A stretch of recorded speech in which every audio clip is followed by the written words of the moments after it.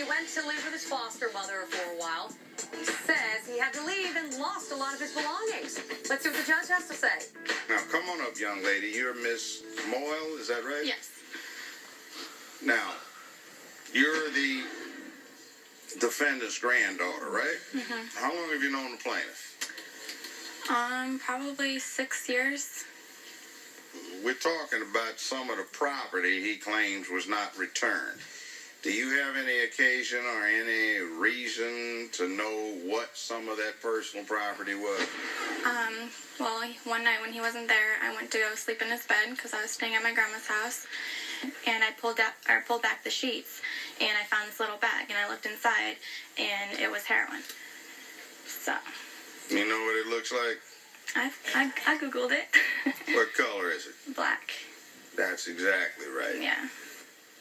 You brought this to your grandmother's attention eventually? Eventually. It's not at the moment because I was close to him and I didn't know what was going on. So I threw it away, and about 2 or 3 weeks later, he showed up at my coffee shop where I work, and I mentioned, I was like, I found something in your bed. And he ran off and said, oh, I gotta go. So it's like he was avoiding the All right. Now, subject. let me sum this up. Young man, your father died of a heroin addiction. Exactly. Your mother was an alcoholic and gave you up voluntarily.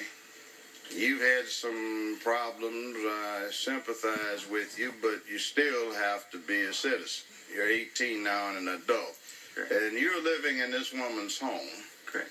Her children are grown, but she's adopted someone who's now 16, someone who's now 17, and her granddaughter comes back to visit. There's no good reason why they should keep a vampire in their house. If they have a vampire in their house. Yeah, you. Okay. See, out of all the addictions, heroin and opium addiction is probably one of the worst, particularly the synthetic opiates. You're not getting high after a short while. You're trying to keep from getting ill, violently ill. In order to support what you need to not get ill, you got to basically sell it or steal something. And any personal property that seems to have come up missing as a result of you absenting yourself from the home is your own doing.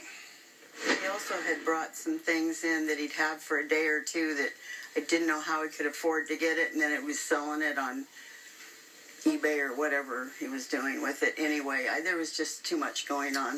In other words, enough's enough. Enough is enough. You're going to wind up the same way your late father wound up. But you don't have any claim on this, and considering what you left there and got discovered, you didn't need to be there. They're decent people, and they don't need a heroin addict living amongst them. So your complaint is denied. This courtroom is now in recess. The defendant says she tried to foster good morals and ethics in the plaintiff, but gave up, and the plaintiff couldn't put up any real proof of the missing items. Claim denied. And we're on to the next case. Please raise your